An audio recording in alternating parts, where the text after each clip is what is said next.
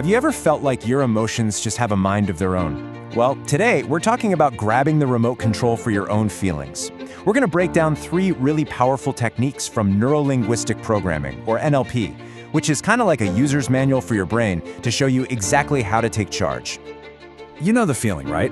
We've all been there. Maybe it's after a frustrating meeting, or it's just this lingering anxiety, or that bad mood that just follows you around like a rain cloud. It totally feels like your emotions are in the driver's seat, and you're just along for a very, very bumpy ride. But, that's not the whole story. What if you could actually learn to take the wheel? The truth is, you absolutely can. The tools we're about to dig into can help you consciously shift your perspective and change how you feel, sometimes almost instantly. So let's start with the first one. Okay, so our first tool is the foundation for everything else we're going to talk about. It's all about this simple but really profound shift in perspective.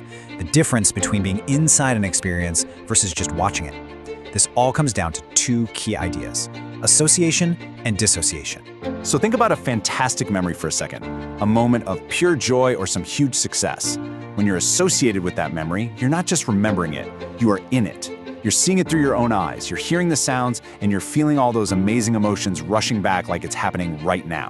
It's vivid, it's intense, it's a whole body experience. Now let's flip that. Imagine a difficult or stressful memory.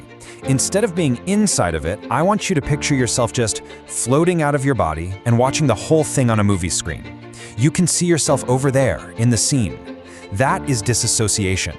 By creating that little bit of distance, you become an observer, and that emotional charge from the memory just plummets. You're watching the movie. You're not starring in it. See the difference? And here is the really powerful part. This isn't just something that happens to you. No, it's an active choice.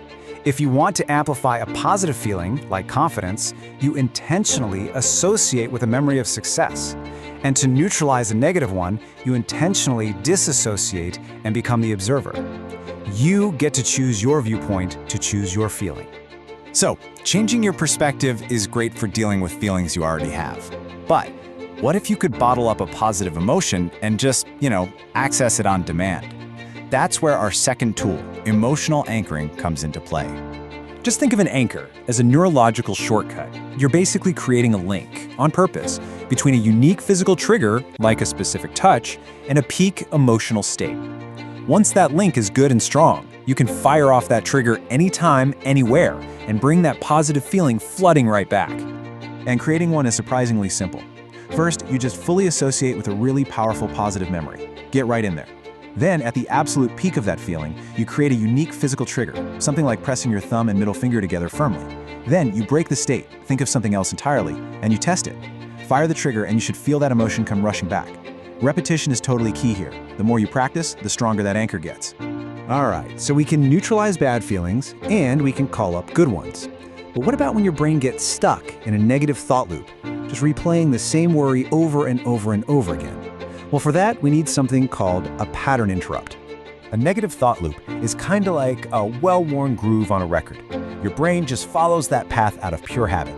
A pattern interrupt is like suddenly lifting the needle and dropping it onto a completely different song. It's this abrupt, unexpected action that just scrambles the habitual signal and forces your brain to stop and go, wait, what just happened? And the best part is how simple and honestly how silly this can be. The key is, it just has to be unexpected.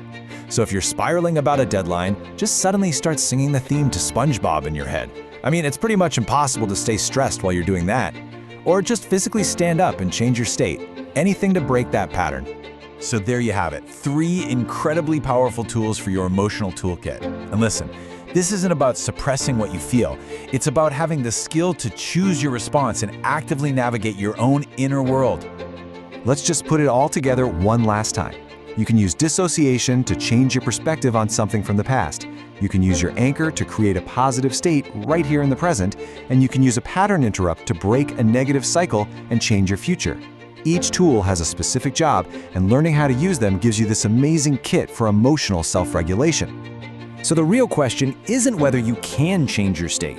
The question is, which state will you choose to create? Is it going to be confidence, calm, focus? The remote control is in your hand. What button are you going to press first?